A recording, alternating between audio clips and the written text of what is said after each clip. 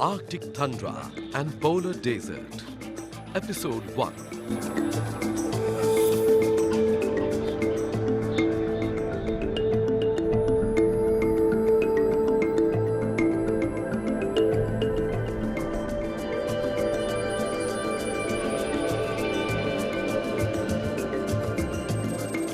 Have you ever wondered what it would be like to live in a freezer? What would the world be like inside the freezer? Let us enter a new world. Imagine a world surrounded by ice and snow. Imagine a world where no trees grow. Imagine a world where sun sets every 6 months. How would it feel like to live in such conditions? Most interestingly, does this kind of place exist on planet Earth? Of course, it does. This kind of place can be found near the poles of the Earth because the North Pole and South Pole are the coldest places on planet Earth. The region near the North Pole is called the Arctic, and the South Pole region is known as Antarctica. The polar regions experience a summer temperature that ranges from 3 degrees centigrade to 12 degrees centigrade, while in winter the temperature drops to minus 34 degrees. This biting cold at the two regions does not make it suitable for us humans to live there as freely as we live on the other parts of Earth. It is not just the humans. The Arctic and Antarctic also pose a great challenge to the plants and animals for survival. We shall discover why it is not possible for humans to stay at the poles, and that shivering cold is not the only problem faced by animals and plants who survive the intense freezing atmosphere. Close to the poles, the weather is coldest, and as we move away from the poles, the weather gets milder. As a result of this change in weather, scientists have divided the polar regions into two different biomes, namely Arctic Tundra and Polar Desert. Tundra comes from the Finnish word TUNTURIA, meaning treeless plain. Welcome to the chilly and treeless world of Arctic Tundra and Polar Desert.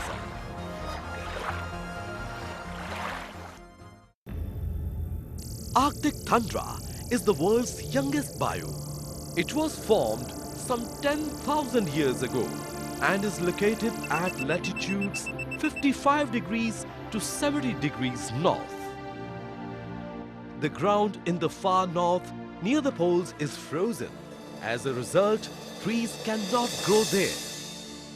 Tundra lies in between the region from where trees start to grow to the coast of Arctic Ocean. Spread across northernmost parts of North America, Europe and Asia, Tundra region covers about 1/10 of Earth's surface. This is how tundra appears in winter, wild and barren. But as the summer arrives, this frozen solid space explodes with life, giving rise to a patch of colorful plants on the surface of the ice. The ice also starts to melt, and the melting ice forms various lakes and ponds. The rainfall here is as low as in deserts. The whole region above tundra is called the Polar Desert. Land here is either barren or covered with a permanent layer of ice that never thaws, and the region is too cold for plants and animals of tundra to survive. Very few animals can survive year-round in Polar Desert, and they are also limited to coast so that animals can take food from the ocean in the form of fish.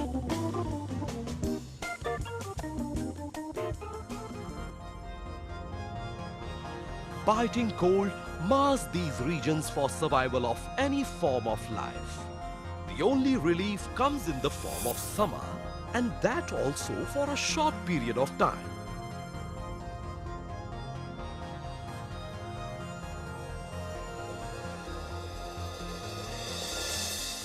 The tundra and polar desert have far less population than any other biome of planet Earth.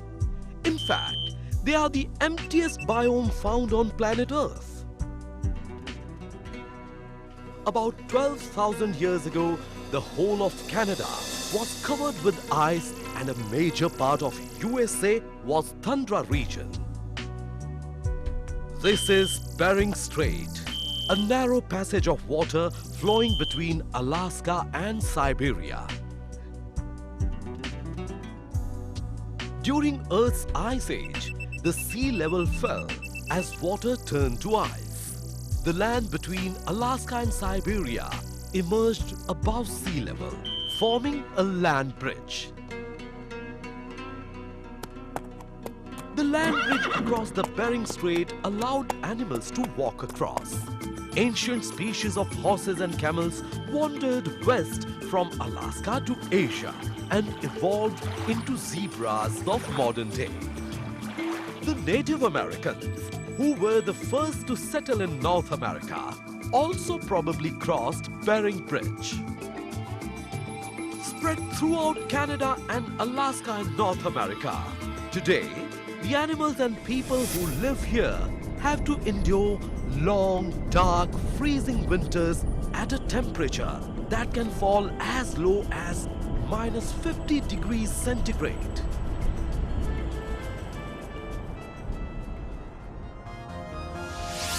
The freezing cold and dry climate at the two poles paves the path for polar biomes to exist. It is interesting to see that snow and ice cover the polar regions at the top and bottom of our planet, but not around the middle of the Earth. The reason behind this is the movement of Earth through space. The Earth travels around the Sun in a giant circle called orbit and takes 1 year to complete one full round. The Earth also rotates on its own axis and takes one full day to complete one rotation. It stays tilted 22.5 degrees from the perpendicular plane and 66.5 degrees from orbital plane as it spins with the poles at top and bottom. Because of this tilt, the poles never receive any direct sunlight. As a result, the sunlight spreads over a wide area at the poles, making the poles freezing cold.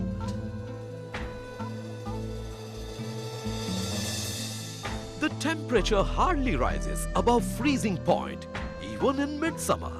And the sun rays at the poles are not so strong to warm our bodies like elsewhere on the Earth. Here, there is hardly any liquid fresh water for plants to absorb. Other than snow and ice, another reason that makes survival at the polar region difficult is their unusual pattern of daylight. The North and South poles experience only one day and one night every year. Each day and each night lasts for 6 months. The sun stays just above the horizon for 6 months of the year, circling through the sky once every 24 hours. It gradually sinks lower until it disappears altogether for the next 6 months.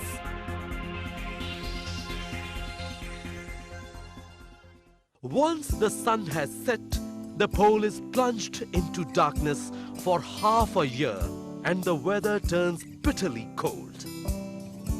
The dark and cold winter lasts from 21st September to 21st March. When it is winter at the North Pole, South Pole experiences summer during the same period. Imagine a rotating top to the Earth and the bulb next to it as the sun. As the top spins, its one part of the body is exposed to the bulb, while the other part is in dark. But as we can see, the top and bottom part of the spinning top remain at the same place. Now, because the Earth's axis is slightly tilted, the poles take turn facing the sun or facing away from the sun. This is the reason the poles spend 6 months in sunlight, followed by 6 months in darkness. The poles are the only place where one can see the sun at midnight. It is obvious to assume that continuous daylight makes the poles a tropical place. But this is not so. The sun here is low in the sky, and the snow and ice covering the land act as huge reflectors and reflect away most of the sunlight. Because of this, most of the sun's heat bounce straight back into the space. This makes the polar region chillier than it would be otherwise. Arctic and Antarctic being covered with snow might appear similar, but just as their location on planet Earth, they are poles apart and hold two entirely different worlds. Arctic is mostly ocean below its layer of snow and ice, while Antarctica is a gigantic continent. Although the surface of the Arctic Ocean is frozen, the water below keeps moving. Warm ocean currents from the Atlantic Ocean keep the Arctic warmer in winter. The surface ice moves and sometimes splits, producing large stretches of open water. Alaska and Siberia also provide some heat to the Arctic. In contrast to the Arctic, Antarctica is cut off from warm water by a cold ocean current that flows around the continent. It is also far, far away from other masses of land, and its surface is much higher than sea level, which makes it even colder. Antarctic ice cap is often colder even than an Arctic winter. If a hole in the Antarctic ice is made and a small fish is brought in open, it would freeze solid in minutes. Antarctica is so dry that some parts are ice-free, including the dry valleys. The dry valleys give the impression of the surface of planet Mars. Because of this, NASA used it as a testing ground for its Viking mission to Mars in the 1970s. One look at the ice and snow at the poles gives an impression of wetness that is spread across the land. But Arctic and Antarctic are among the driest places on Earth. The South Pole receives about 50 millimeter or 2 inches of snowfall each year. Comparatively, the Arctic is wetter than Antarctica and receives 200 millimeter or 8 inches of rain and snowfall each year. The tundra tends to retain the water that falls in the form of rain. There are 2 reasons for this. Underneath the tundra, there is a layer of permanently frozen soil called permafrost, through which water cannot seep away. Above the tundra is a layer of cold air. This cold air makes it difficult for the water on the ground to evaporate, because air can hold very little moisture when it is cold. Together, the permafrost and the cold air keep water sandwiched inside the tundra and so keep the tundra wet and marshy in summer.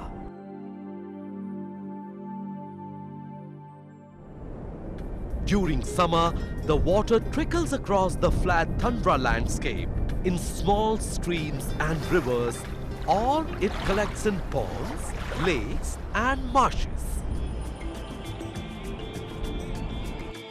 Elsewhere on the earth, on high mountains, the same cold conditions happen just like tundra and are given the name alpine tundra. Visiting the Arctic tundra during summer gives a completely new and different experience from visiting it in the winters. The region is so different in the two seasons that it appears as if we have traveled to two different places. Comes summer, and the tundra is a mixture of green, treeless plains, swamps, bogs and lakes. For about 2 months in summer, the tundra comes alive with wildlife. Suddenly, mosquitoes, flies, wetland birds, roaming grizzly bears and owls start making their appearance. As winter sets in, the Arctic becomes entirely new world. Ice covers the lakes, rivers and sea. Plants vanish beneath the blanket of ice. Most of the animals head south. Blinding snowstorms blowing across the land can make it almost impossible to see. The melting of ice in summer may be short-lived in Arctic, but it is almost non-existent in Antarctica. The land stays frozen solid, even though the sea ice around the continent melts considerably. There is nothing to support life on Antarctica. Only the coastal region can support seabirds and other animals, that also for a brief moment in summer. But as winter starts approaching, these few living beings also start to move far, far away from Antarctica towards north. By the time winter sets in, there is no trace of life on Antarctica. For any life to survive on planet Earth, constant supply of water and sunlight is a must. In contrast to this, the poles are frozen and are engulfed into darkness for months. These polar regions can be drier than the deserts. So, which are the types of life that can dare to survive under such conditions? When it comes to the plants, only the world's toughest plants can survive in this extreme testing environment. The biggest threat to a polar plant is the freezing cold, the darkness, the icy winds, and the absence of sheltered places in which to grow. But polar plants have learned to overcome all these problems and have very well adapted to the tough conditions. How do they do it? Well, the stems and leaves of little Arctic plants cover themselves in little furry hairs. These hairs trap warmer air around them and save the plant from freezing. One Arctic plant has such a thick woolly coat that it is named the woolly LOUSEWORT. Summer is a celebration time for the plants here. There are 1,700 different plants which include 400 varieties of flowers. The summer may not last long, but the days of the summer season are very, very long. As summer arrives, plants take full advantage of the long days, and flowers as soon as possible start producing seeds before winter sets in. Much of the tundra plants grow sideways and split into new individual plants, making clones of themselves. Winter in Arctic is a season of darkness and gloom. In this season, the plants are unable to grow. So the plants have only two options left. Either they try to stay inactive, or if they are not able to tolerate the harshness, they die. But before dying, they have set the seeds, and the seeds wait patiently for the next summer to arrive, so that they too get an opportunity to flourish. Then they also follow the same cycle. But it is not just the winter cold and darkness that pose a threat to the very existence of these polar plants.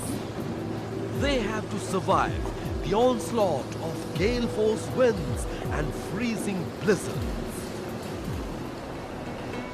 These gale force winds blow away the ordinary plants with their foes, while the freezing blizzards freeze and kill many ordinary plants in minutes.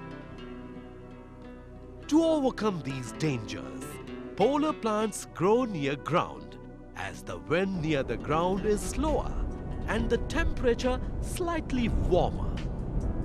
Some Arctic plants have even learned to turn the wind to their advantage. They use the wind to blow and spread their seeds to far away places. The fallen seeds grow up into full-fledged plants, and in this manner, the plants increase the chances of survival of their seeds. One famous Arctic plant to make use of the wind to its full advantage is the cotton grass. Cotton grass is the famous Arctic plant. It has fluffy heads at the top of its stems. The head produces thousands of small seeds. As the wind blows, these seeds swirl into the air and fly far away to grow in new places. In spite of these harsh and cruel conditions, thousands of species of plants flourish in the Arctic region. The Greenland alone has 40 different flowering plants. These surviving plants of Arctic then become a part of the food chain and provide food for the creatures that roam the Arctic region.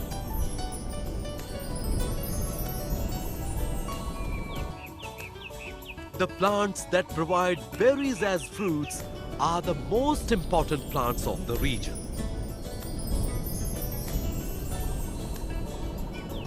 Grizzly bears and polar bears are meat eaters, but when there is scarcity of meat, they have no option but to turn vegetarian for their survival.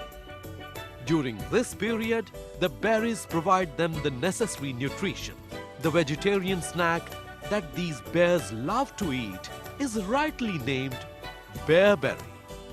The bearberry is their favorite during the time they are forced to live like a vegetarian. Antarctica has even more severe conditions that allow only 2 species of flowering plants to exist. These are the Antarctica hairgrass and pearlwort. Other than these 2 types of plants, algae, lichens, and mosses also manage to survive.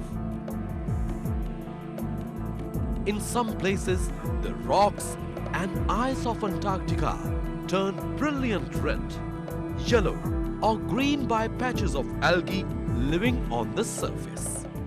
In contrast to Antarctica, and depending on how much water is available, plants form different types of gardens in the tundra. Like in marshy areas, mosses form a layer under other plants, such as grass-like plants called sedges. In less soggy places, small shrubs are common. These shrubs burst with berries in summer and turn orange or red in autumn. Wildflowers such as Arctic poppies tend to grow in the rocky parts of tundra, where it is very dry. Seeing this spectacular display of various colorful plants, we humans too have started copying nature and creating our own gardens in our surroundings. One such spectacular display can be seen in Siberian tundra. The Siberian tundra comes to life each year after the spring thaw, as the ground turns into a carpet of mosses, lichens, and flowering shrubs. A vast belt is formed, and the Siberian tundra stretches across North Siberia in Russia. It starts from the northern edge of the taiga and spreads to the coast of the Arctic Ocean. In the Arctic region, Iceland too has a plant life that is mainly tundra. Iceland is famous for huge glaciers, active volcanoes and geysers, and the land is a striking mixture of hot and cold. Even after being vast and supporting fewer lives, tundra is in trouble. In the past, due to the harsh climate of the Arctic tundra, regions of this kind have seen little human activity. Even though they are sometimes rich in natural resources, such as oil and uranium. In recent times, this has begun to change in different parts of the world. The biggest threat is seen coming from oil and gas extraction in Siberia. Scientists are worried that melting permafrost will increase the flow of rivers into the Arctic Ocean. The extra water would make the ocean less salty and could damage the habitats of many species.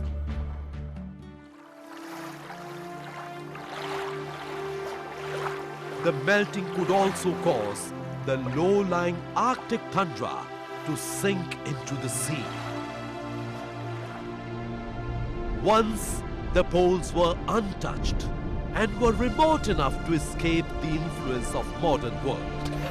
But the modern era of growing industries and pollution being caused by it are threatening to change the face of polar biomes forever.